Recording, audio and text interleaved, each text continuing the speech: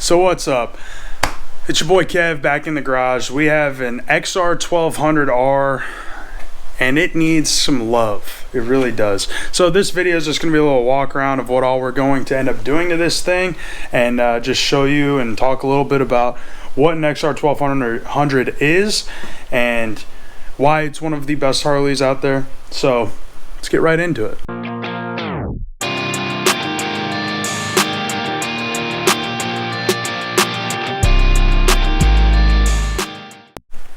Alright, so first things first, you'll see that right there, Sportster.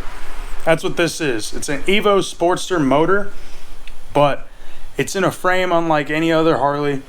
So pretty much kind of Sportster up here, but we have an aluminum or cast, I don't know. Different style swing arm. It's got rear sets. It's kind of the sporty Sportster before the Sportster S and all that came out. I know it's kind of an oxymoron, but we're getting into it.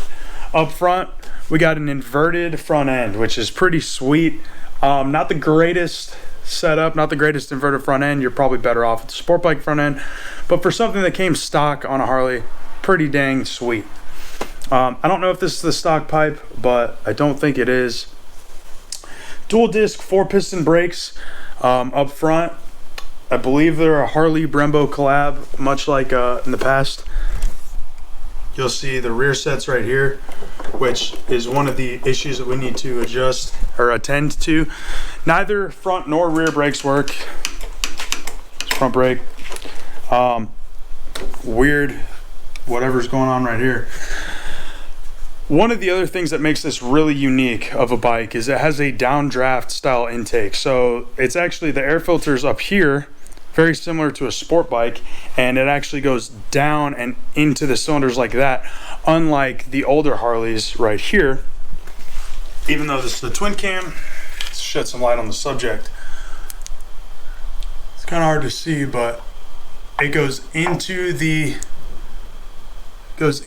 motor this way and that way, if that's easy to see. So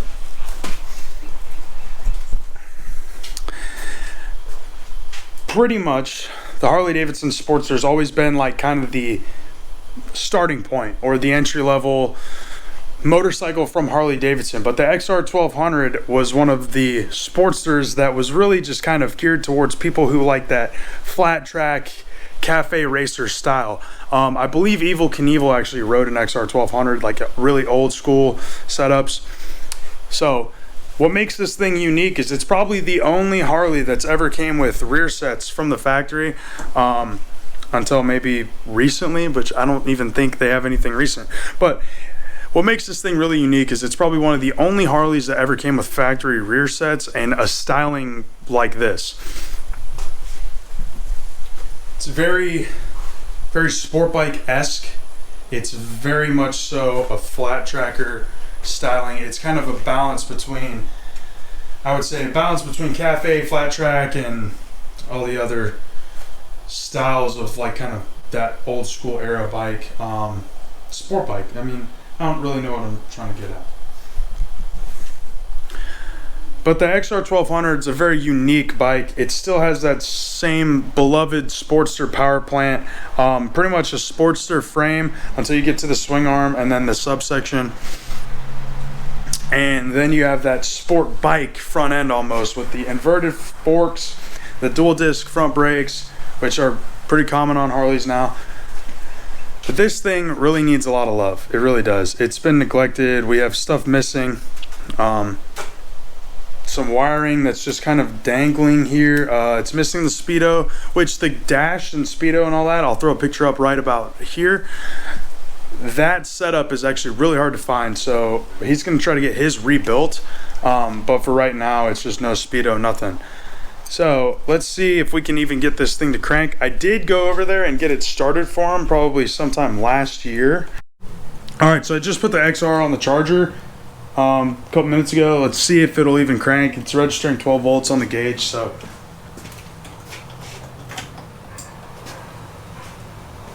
for some reason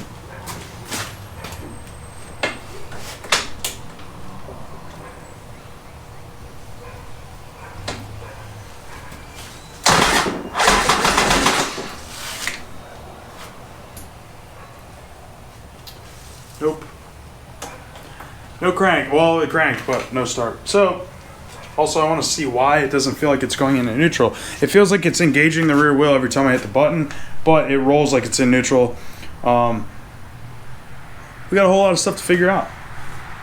Alright, so I got it to run, but it doesn't go into neutral at all. So, I don't know what that was. So, pretty much I gotta hold the clutch in. I don't even know whether or not I should rev it up. But I cranked the battery charger up to 50 amps for the jump start, and it came right on. So I'm gonna try to give it a rev.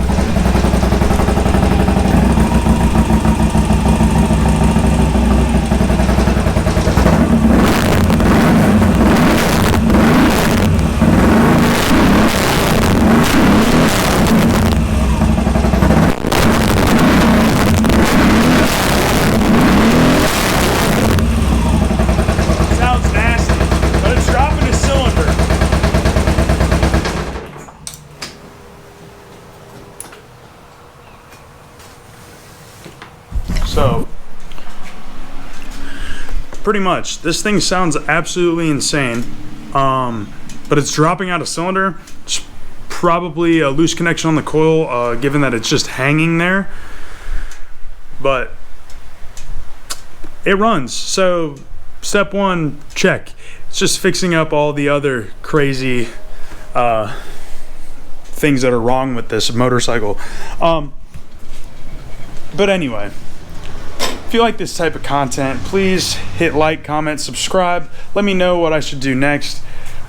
Stay tuned for the rest of this bike. We're gonna get it back running. We're gonna get it in its all glory, and we're gonna go take it for a ride eventually. So whether it be days, weeks, or months, stay tuned, stay posted, and we'll catch you in the next one. Peace.